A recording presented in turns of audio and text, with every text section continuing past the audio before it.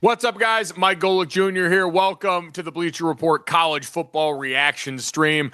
Here, as we are now every week, Wednesdays, 6 o'clock Eastern. Go ahead and check us out on the Bleacher Report at the BR YouTube channel. We're here breaking down what we see from the College Football Playoff Committee, as now we get those rankings every Tuesday through the end of the season. And, of course, everything we saw in a wild weekend of college football. We only got two left in the regular season. Don't cry because it's almost over. Smile because we're still here. We hope you are too. As always, the chat, you are what sustains us. You are our lifeblood. Hit us up in there with any questions, comments, concerns you got. Our producer, Ryan, will funnel those to me. I'll see them pop up on the screen. And we'll try and make this a fun conversation because it feels like those are at a premium right now. The college football playoff rankings every week seem to be as toxic a conversation as I can remember. Part of that's modern social media, but part of it's also there is a lot to react to. So why don't we get to that and look at the most recent top 25 rankings around the sport. And let's start with, I think, we'll start with the bracket here first and take a look at that. Again, a reminder how the bracket works for those, because we always get a lot of these questions. The bracket proceeds as follows. We get the top teams in there, 1 through 4. The first round buys no longer go to the 4 highest ranked conference champions, just the 4 highest ranked teams. The reason that you are seeing teams down at the bottom, Tulane at number 12, the 5 highest ranked conference champions includes the group of 5. They are currently the highest ranked group of 5 team in the American, so they sit tidy there at number 12. And then Miami at number 11, the highest ranked ACC team. So that also important to keep note of here, as Miami has an outside track to the ACC championship, but remember, it's the ACC conference champion that gets in. Right now, Georgia Tech controls their own destiny with a potential win this weekend against Pitt. And Virginia, the other team right now closest in shouting range. But again, there are a few teams with scenarios in the ACC. So again, something to just keep an eye on there in the standings as we go forward. And my mistake, by the way.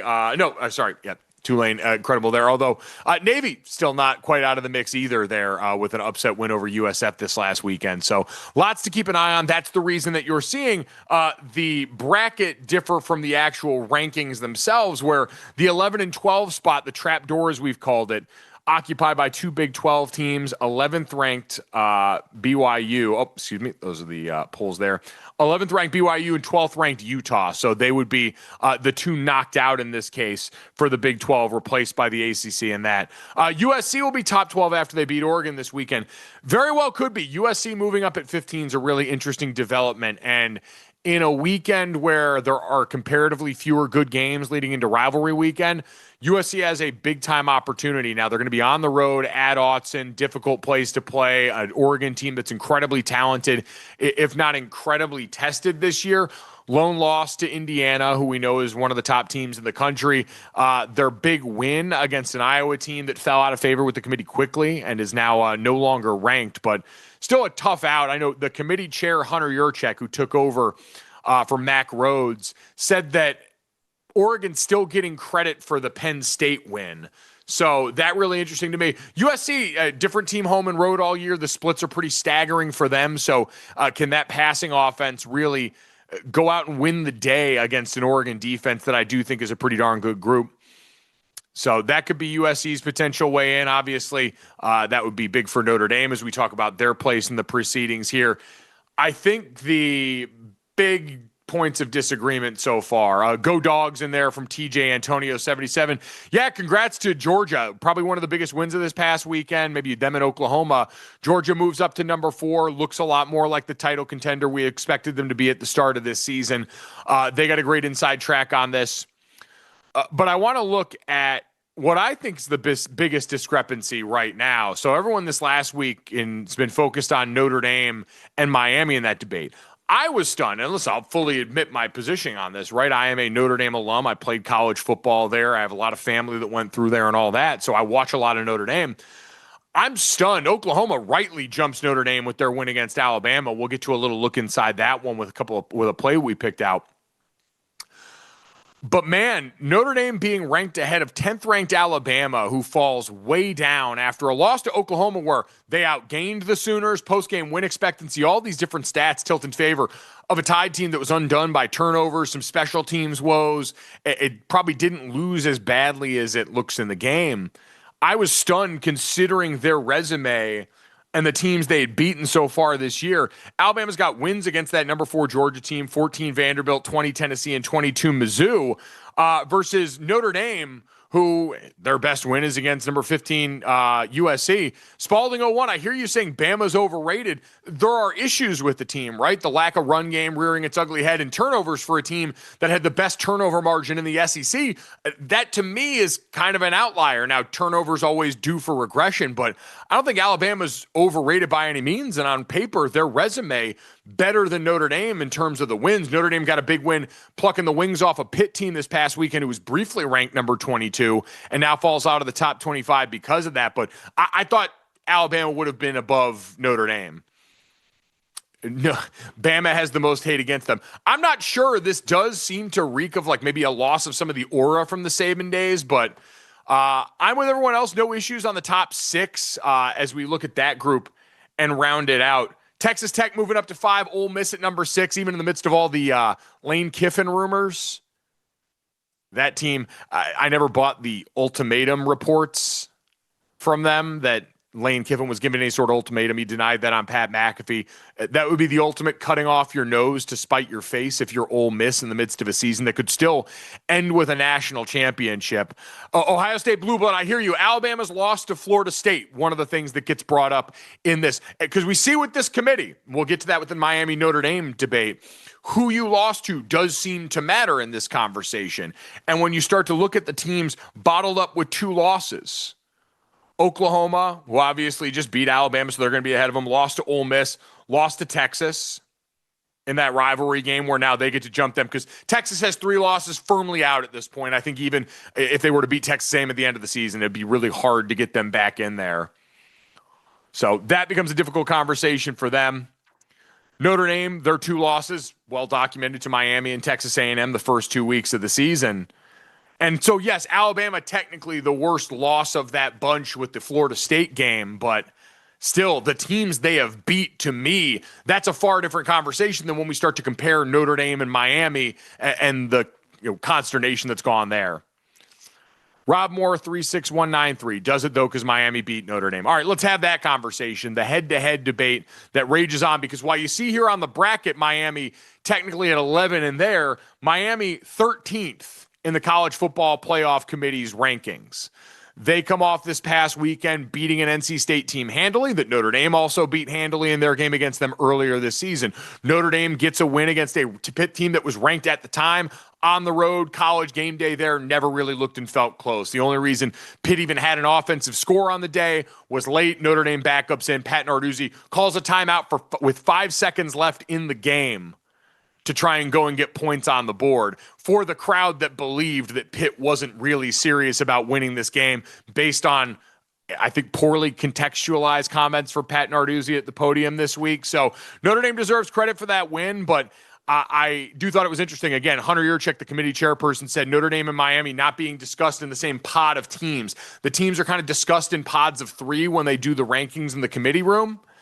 And so I do think that's interesting. If they go to the end of the season, both 10-2, Miami would also play Pitt at the end of this season. I think that could be an interesting debate. It should be a conversation about both those teams getting put in. Miami and ACC folks have started to make this Notre Dame versus Miami for whatever reason. I can understand the frustration with head-to-head, even though, and I heard this argument from Colin Cowherd, credit where it's due. I don't always agree with Colin, but he did point out, hey, head-to-head is a factor. It's not the only factor. And the way Notre Dame has acquitted themselves from them versus the way Miami's acquitted themselves from them with 2 losses to an SMU team who, listen, is still in the mix right now with the ACC championship, but a Louisville team that's fallen out of favor. Does Miami sneak into the ACC championship? I don't think so. The things necessary to get them in there a lot more difficult than Georgia Tech, who just needs to beat Pitt this weekend, and Virginia, who I believe is a little bit more stable road there, but it's not an outside of the realm possibility.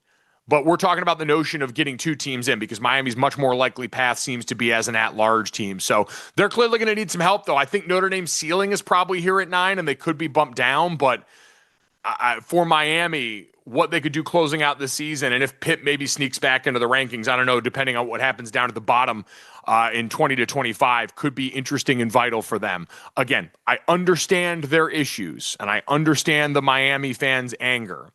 We don't need to actually try and make the argument that Pitt didn't care about that game. I think that's silly. And slandering other opponents like Navy, who's 7-2 and still has a chance to win the American, in favor of talking about, Miami, who feels like their win against that or loss to SMU gets talked about differently than they should think. Like, I think we're kind of losing sight of all of this. So again, I could understand the argument being made for Miami ranked above Notre Dame, but I also understand why the committee looks at what Notre Dame's done since. Texas still ranked that high as wild. I mean, yeah, this committee has a favorable view of the SEC. It also has a favorable view of the Big 12. Although in one particular instance, I am a little stunned. So Texas Tech rightly moves up at 5. That is a championship caliber defense. I don't know if the red zone offense is going to keep them there, but championship caliber defense. We'll talk about Jacob Rodriguez Heisman campaign. They got a little boost this weekend, but I want to look at Oregon and BYU. Oregon sitting at number 7, BYU sitting at 11, one spot ahead of the Utah team that they beat in that rivalry game. And when you start to compare those two resumes, BYU 4 spots behind one-loss Oregon. Both lost to a top 5 team, Indiana, albeit at Oregon. BYU went on the road and lost to Texas Tech. BYU's best win, 13th ranked Utah. Oregon's best win, a 2-point road win against now unranked Iowa. Strength of resume, BYU 6, Oregon 7. Strength of schedule, BYU 27, Oregon 31st. So I look at this and I say, all right, if we're talking about one-loss teams, all the paper metrics are comparable that the committee uses inside that room. BYU's got a better win. Now, they're lost. You watch that game against Texas Tech, and it wasn't really close. The Oregon-Indiana game was a lot more competitive on the field in terms of the actual gameplay.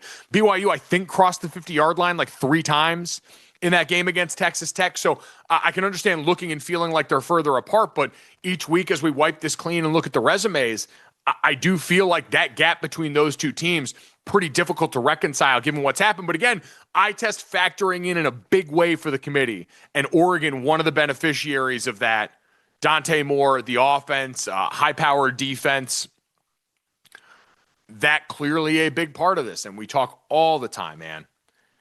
This is a combination of best versus most deserving. And it's always a mix of the two, and it's never pretty. Scuba Steve asks, where do you have BYU ending up? I think BYU is going to lose the championship rematch with Texas Tech as it goes forward here. BYU's remaining schedule, they've got at Cincinnati, which, listen, man, that's not going to be easy. I know Cincinnati licking their wounds after this last weekend. I had them earlier in the season against Kansas. Brendan Sorsby, that offense looked like they were finding their footing. The defense, when healthy, can be a really potent group, plays that 3-3-5 defense to take away the deep plays. But I still think, can BYU play it close versus Tech in the Big 12 championship? I just don't know if they have answers for that defense. Now, I will say I think Texas Tech's offense needs to show a better ability to finish. That's kind of been the thing all year long. But I at this point, do not believe that what I've seen from BYU or really anyone against Texas Tech's defense, sans Arizona State, that made enough big plays to make it happen. The Big 12 equals soft. My brother in Christ, I disagree. Dalton Chevy. I lived this entire year in the Big 12 calling games on TNT, and I can assure you that's not the case. I'm getting ready to call an Arizona team that's not going to factor into this much at the end of the season, but Danny Gonzalez, that defense, one of the best, most physical I've watched in the country all year long. This Texas Tech, to me, it's Texas Tech and Ohio State. When you want to talk about who the 2 best defenses in the country potentially are, Oklahoma probably deserves to be in that mix. Hell, Miami, just watching them this past weekend, as fast and physical as anyone out there. That grouping of teams have some of the best defenses in college football. There ain't nothing soft about the Big 12 this year, so I completely disagree on that front. So yeah, those really seem to be the big discrepancies in the rankings so far. First time they've had a team play defense in 20 years. You're operating on dated software, man. You're showing yourself the door. John Haycock and Iowa State ushered in the defensive revolution in this conference that has been going on for a while now. And if you've missed it, it's just because you're not paying attention. So I hope Texas Tech is a gateway drug for more people. Rantrav 3, I agree with you. Indiana's defense, excellent. Probably better than it was last year, and I thought that was a really good group. So I am 100% with you. I think Indiana on their best day, also a defense. You're right. Shame on, God, really, the whole top group. Georgia hasn't been as flashy and explosive, but man, they showed up big against Texas and Arch Manning. Texas A&M, Cassius Howell in that group up front. Insane, the Monstars. So as a Michigan fan, they're not playoff contender at all. Martindale has to go. I can understand the frustration there. For me, it just seems like the offense is going to take a little bit. Like, quarterback came in, Bryce Underwood, with a ton of acclaim, ton of ability, and just throws only fastballs right now in an RPO offense. So, Chris 907, what's with the Notre Dame hatred? Notre Dame is a program that's always going to make people feel something one way or another. And again, I do believe there is understandable angst by these Miami fans based on the role head-to-head plays in this. I also believe Miami should have just handled their business. And for the people that want to say, well, Miami dominated Notre Dame, they kicked the field goal to go up in the fourth quarter with just a few minutes left.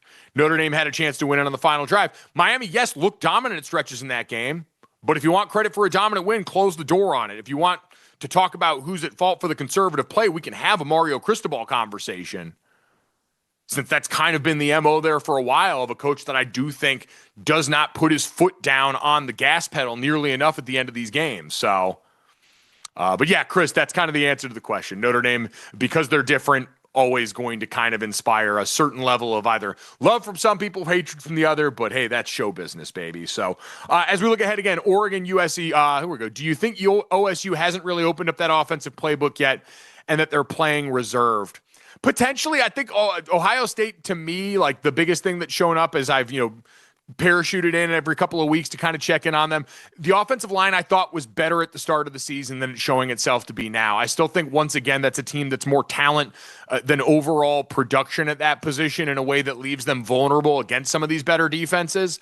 But their defense on the other side is such an unholy vice grip full of NFL talent again that's also going to keep them in a lot of games. And they're just more explosive because you've got the two great receivers to work with there. So I think that's just kind of who Ohio State is right now. We'll see if that changes and if the level of competition they face as they get towards Big Ten championship time, the playoff time, gets interesting. Again, Oregon, USC, the leverage game to watch this weekend. And then Thanksgiving rivalry weekend, we got Georgia, Georgia Tech, which could be huge by then. Georgia Tech could clinch an ACC title bid at that point. Texas and Texas A&M, Miami at Pitt, Alabama and Auburn in the Iron Bowl, Virginia Tech and Virginia.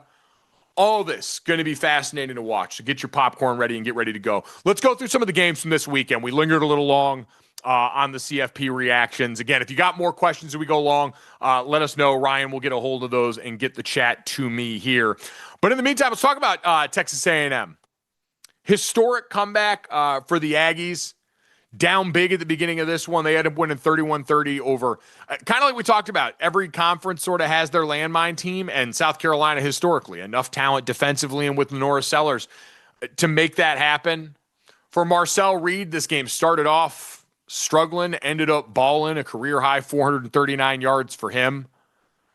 It's really impressive what they pulled off. Like, as someone, you go through these undefeated seasons or anything close to that, and you're eventually going to find a team like this where you get your medal tested. And for Texas A&M, what better proof of concept year to year of the improvement for this team than responding against the same South Carolina team that kind of tanked their season last year, lest we not forget. So Marcel Reed and company all understood that, went back out there and weren't fazed by that. And as someone that was down 3 touchdowns to Pitt my senior year when we were undefeated, you got to find a way.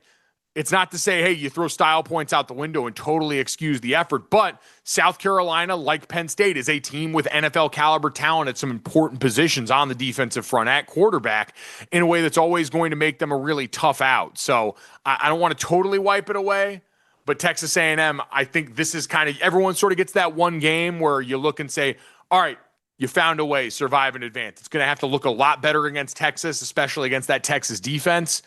but they found a way, survive and advance, and made it through there. So I again, continue to not have worries. Mike Elko, man, every time I hear him talk about ball, easier and easier team to root for. Shane Beamer on the other side, he seemed busted up about this.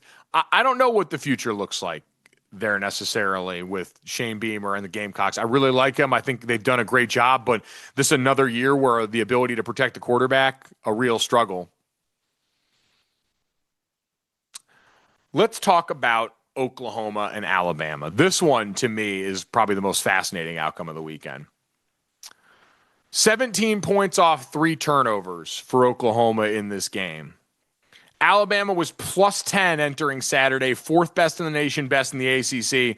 Oklahoma had 4 turnovers in its games before Tennessee and Alabama.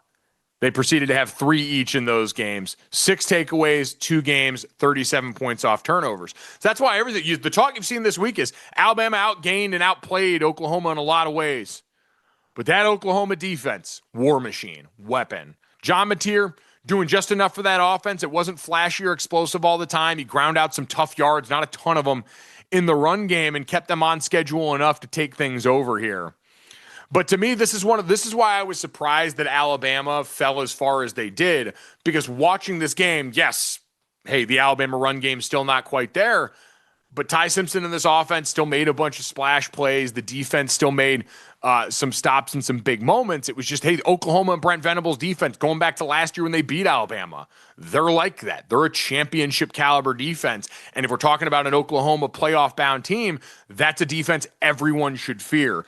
We could take a look at part of why here. This is a really smart and physically talented defense. And we talk so much about the playoff, we kind of, again, zoom out too far. I want to zoom in on a play that just kind of shows you.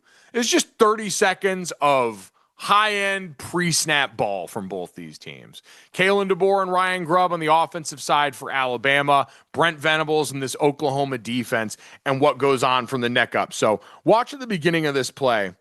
You're going to see Alabama gets out into empty. So Oklahoma starts up at the line of scrimmage. They see empty and they check out. A lot of teams will have specific checks just designed for empty when you all of a sudden get teams trying to spread you out. And so they back off here and they're going to end up working back here. It looks like a 2-high shell. So you got 2 safeties back here. You got 4 guys up and you got 5 in the middle here. And we're going to go ahead and get ready for whatever they're throwing. Alabama gets the information. Kalen DeBoer, Ryan Grubb, they always love moving around before the snap and getting info. So they bring the running back into the backfield. So Oklahoma adjusts yet again. And they get back down to the same pressure look they started to show at the beginning. And look at how they align in the back end. So we got 1 high here, and then everyone else, it looks like you're getting off-man coverage across the board, right? Everyone's lined up here. And so it presents to the quarterback like you're playing man-to-man coverage across the board, giving these guys a little bit of a cushion, and you're thinking pressure's coming up front. But what Brent does a really good job of is disguising this and then bringing pressure in unique ways. So what you're going to see on this play is the end on this side is going to drop out. The linebacker on this side is going to have to pop over here and replace because you're actually getting a pressure from over on this side. So this linebacker is going to join in and make that a 4-man pressure. And what we're going to get from this group is he's going to back off, and we're going to get a 2-high look with zone under with these 2 linebackers trying to go outside. It's awesome, and on a lot of teams, it would get them. Ty Simpson and Alabama are a good team. So they see this. Ty Simpson responds, sees where the pressure is coming from and who's going. This linebacker is trying to work from the backside in and out, and so Mendoza calmly delivers it over here, and he got a 14-yard gain. Like, those are the complex problems you're trying to solve down in and down out. And this game had a bunch of that. Again, I just think it's high level on both sides, 2 really well-coached teams. And for Oklahoma, that not one of the plays where they took the ball away or even got a stop, but it just shows you why they're so darn difficult to prepare for when they can do things like that, play in and play out in addition to all the talent they got on that group in front. So an awesome one there. But again, I look at this and say, I didn't come away from this thinking, oh, Alabama's a terrible team. Alabama had their turnover luck run out at the worst possible time against an Oklahoma team that's taken the ball away in bunches in the last couple of games. We'll see if that holds. That's a hard thing to predict. That's why people look at things like post-game win expectancy and try and do all that. So, I don't know. Again, Oklahoma, forced to be reckoned with. I didn't come away from this like thinking glowingly about the Oklahoma offense as much as I did like, hey, kind of like Texas Tech. The offense makes plays. They've got quality players. Both teams have quarterbacks that are important. John Mateer's been a Heisman candidate at different points this year, but that defense, an absolute weapon. Georgia and Ole Miss winning big SEC tilts this weekend. Let's talk a little bit about the Dogs. Shutting down Arch Manning in Texas. Just a battle of awesome defense. This is a 14-10 game going into the fourth quarter. And then the swing happens. Like, some people are positioning this as a, hey, like Gunnar Stockton still lives here. I think he had 4 touchdowns total in this game. This, to me, was the Kirby Smart game, man. Kirby Smart with the gall to follow up the touchdown strike from Gunnar Stockton with the onside kick and let them put the game away. That's just a coach that's been in these big moments before and understands when to take the shot. And I thought he was able to outcoach Steve Sarkisian in Texas in those moments and make the big plays. Georgia played fast and physical. They did a phenomenal job. I think Arch Manning's turned the corner to pretty good college quarterback now. He's not what we expected him to be before the season, but he's a darn good player who just met a Georgia defense that really looked more like itself last night than maybe we'd seen in a while this season. But to me, this was about Kirby Smart pushing all the right buttons, finding a way and getting it done. So really awesome stuff from them. And I think going forward, Gunnar Stockton in this offense, this is kind of who they've been. Gunner's a plus runner who's helped out. They've got some big playability. They've moved some guys around in the offensive line, some big hulking bodies up front that can throw haymakers. More bar fighters than technicians, but with the amount of talent they've got. Injury at linebacker for Georgia in this game, going to be one to watch, but I think going forward for them, really interesting. On the Ole Miss side, this is interesting for them. So they have kind of been operating most of the back half of the season with the weird Lane Kiffin pall hanging over them. And Lane Kiffin still hasn't addressed a ton of what's gone on in this season. They keep it moving. Kewan Lacey, monster game. Like, the Doak Walker Award is going to be fascinating this year between him, Ahmad Hardy at Missouri, Jeremiah Love at Notre Dame. You got some guys playing at an incredibly high level in this sport on this team. But for Ole Miss, like, I'm glad we're talking about them on this because Lane Kiffin's still kind of dodging some of the coaching rumors, went on McAfee and downplayed the ultimatum that reportedly the Ole Miss brass and athletic director handed down to him that they wanted this decision made before the Egg Bowl. That the initial report that we saw there, I didn't buy it. Again, if you're Ole Miss, you're acting like this season is your leverage. This idea that you would force Lane out before a playoff run where this team could very realistically win a national championship would be depriving the players, who are the most important part that gets lost in this, but also the school the opportunity, even if Lane is going to eventually leave, cash in on what he's done, an unprecedented era of success for Ole Miss football that could culminate in a national championship that, hey, if he's around and wins, could make it harder to potentially leave if you go on that kind of deep run. You know, I see people in the comments that think he's going to Florida, think he's going to LSU. We know the reports of his family on the road in Florida visiting, his ex-wife and some family going to visit LSU as well. Private jets. We're tracking tail numbers this time of year. It's all good. I think it's unfortunate because, again, I always think of the players, and it's got to be tough. Lane's saying, I love it here, but it's not been the kind of outright denial or the signing of an extension that we know Ole Miss, I'm sure, has on the table at this point to likely make him one of the highest paid, if not the highest paid coaches in college football. So, but again, I don't think there should be any ultimatum from Ole Miss's side. Unfortunately, you don't have a lot of leverage in this situation. I don't think you want to cost yourself a legitimate opportunity going forward here. For Ole Miss, who, you know, as we look at them in the SEC, like Texas A&M, Georgia ranked above them, they're above Alabama. I'd say they're probably in that grouping with Alabama. I'd say Georgia, because of the recent surge in pedigree, gets a good nod. Texas A&M, to me, has been one of the most consistent all year long and found a way, even if the schedule hasn't been quite as daunting for them. Ole Miss has, you know, we talked about it, the best road to go through the end of the season. They get the Egg Bowl where, hey, listen, crazy stuff can happen. But the idea of bringing the Gators back to the college football elite may be too good to pass up. I mean, either of them or LSU. Treasure trove of resources, tons of good recruiting in your own backyard. LSU, you don't have the same competition for resources in the state as you do for if Florida State is up online, if Miami's up and running. That becomes a little bit more difficult. So, all right, let's keep it moving here. We got a little overreaction or not, and then we'll get to the quarterback trust tree. I know we went a little long on what we did with the College Football Playoff Committee, but it is November, so we're going to do that. Let's go overreaction or not. We had James Franklin introduced as the Virginia Tech head coach today. Some big old fat tears shed. James Franklin hire makes Virginia Tech scary. I'll say overreaction. Like, scary is probably a bridge too far. Competent would be a great place to start. I played for Charlie Weiss when I first got to Notre Dame. He was fired after my sophomore year, and Brian Kelly came in. And Brian Kelly had been a head coach at Cincinnati, Central Michigan, Grand Valley State before that.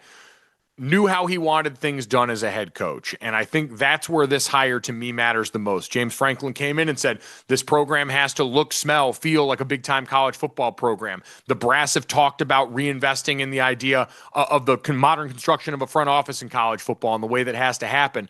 I think having someone with that institutional knowledge of not only just how to coach a head job at this level, but to do it at a high level the way he's done at Vanderbilt and at Penn State for the last decade plus, I think that makes them competent. This is a floor-raising hire. We'll see about scary because we know the ACC, there's much more room for upward mobility than maybe some of the other conferences that we're talking about here.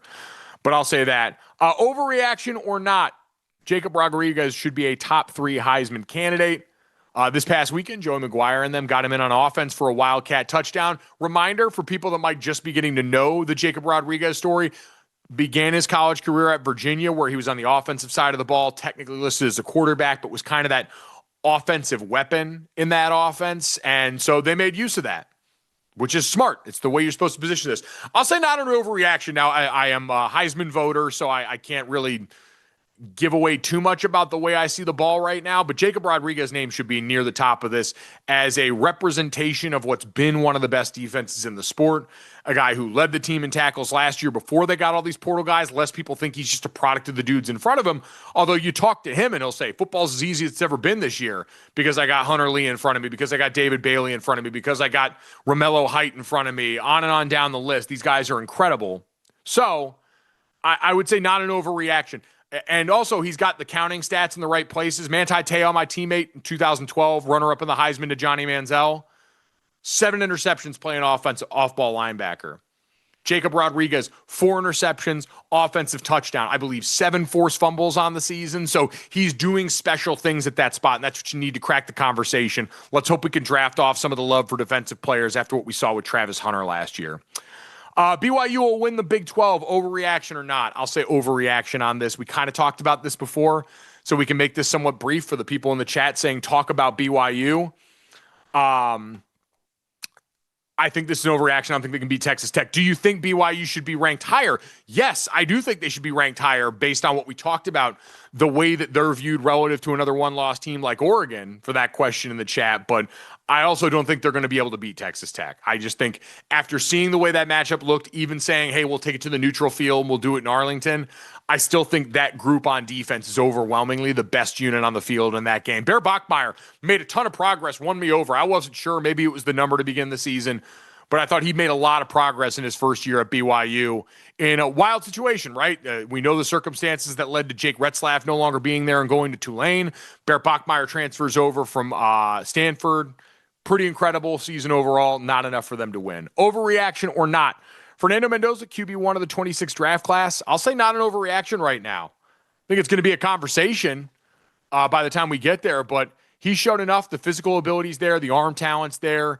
We have talked a lot on this show about the nature of Indiana's offense being an incredibly RPO-based offense that requires the quarterback to make a lot of pre-snap and then reaction decisions based on the player they have in conflict, and that's special. The arm talent and ability to put the ball in a lot of rare places is special. Do you still think they can make the CFP if they lose close? I'm guessing that's in reference to BYU.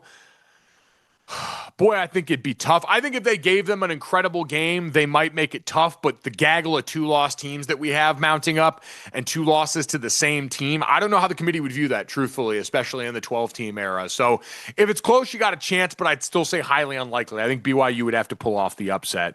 I think Texas Tech would have a much better chance of getting in if they lost in the Big 12 championship as an at-large bid.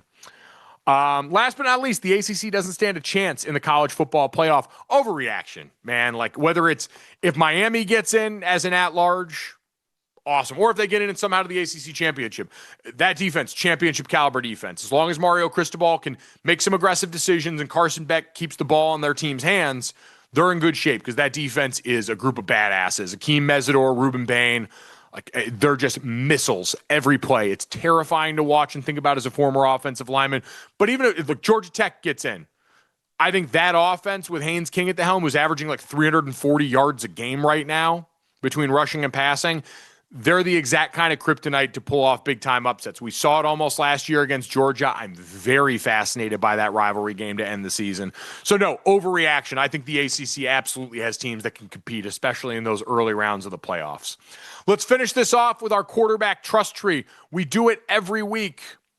Quarterbacks we trust the most, top tier has 1 player, middle tier has 2, bottom tier has 5. And we got a fun shout out this week because it's the usual suspects and guys that we've talked about. The top of the tree belongs to Fernando Mendoza still. Julian saying Ty Simpson coming off a game where, there was turnover in there, but still I saw enough of the high-level stuff. We showed you a little of it. Special player, him and Julian saying, I don't think about it too hard. The third level of this, Haynes King, Marcel Reed, record day, no issues there. Trinidad Shamliff's been awesome all year long. CJ Carr, couple interceptions this game. One, I think, more on play calling than player, but still managed to rebound and play incredible football. And I think overall this year, body of work here. But I want to talk about Joe Fagnano at UConn. The UConn Huskies right now are in rare air for this program. The UConn Huskies sit on the cusp of winning 9 games in back-to-back seasons for the first time in school history. Fagnano was the quarterback last year, but this year, putting up big-time numbers, he is 6th in total yards in college football. He needs 5 to crack 3,000. I think he needs like 240 to pass Dan Orlovsky for, I believe, the second most in single season in school history. I grew up in Connecticut. I didn't think UConn was going to be good again in my lifetime after the Randy Edsall years. It had just been a downward spiral, a program that is one of the 2 independents. It's Notre Dame and UConn in college football is the independents. And they've gone out this year and played impressive football. Fagnano threw his first interception of the season, 385 straight attempts before an interception against Air Force to break that streak on the year. He's got 25 touchdowns and 1 interception in a year where he's thrown for almost 3,000 yards. And this team overall, again, when you look at their record for a group of 5 team who's played, their only losses this year have come in overtime. They are undefeated 8-0 in regulation this season. The losses against Delaware, Rice, and Syracuse before the Steve Angeli injury worth note. But a big win against Duke, win against Boston College in the ACC. I just think this is a really impressive position for this program who, if they win this game against FAU this weekend, and then win their bowl game, you're talking about the first 10-win season, I believe, in football history at UConn, that under Jim Mora Jr. is purporting itself really well. So Fagnon, cool story, 7th-year player and having an awesome year that people will talk about in that program for a good long time. So wanted to give him a shout-out there, some much-deserved love. As like I said, we spend a lot of time talking about the big-picture stuff in this sport. I think it's important to remember, on a night where we've got a meat raffle going on in the MAC, with Buffalo and Miami of Ohio, where they're giving away hundreds of pounds of meat as raffle prizes during the TV timeouts and quarter breaks of that game. Stop and smell the roses every once in a while. We got a really fun, stupid, zany sport, and there's some great things that happen if you just have the willingness to look. So we appreciate your willingness to look and come hang out with us here as we do every week. Again, Wednesday, 6 o'clock Eastern, we'll break down the College Football Playoff Committee's new rankings. We'll talk about games. We'll break down plays. We'll answer your questions in the chat. Thank you to everyone coming over here and having the conversation with us on the BR app, on the Bleacher Report YouTube channel. Thanks so much. Enjoy another great weekend of college football. We'll be back here to argue all about it next week.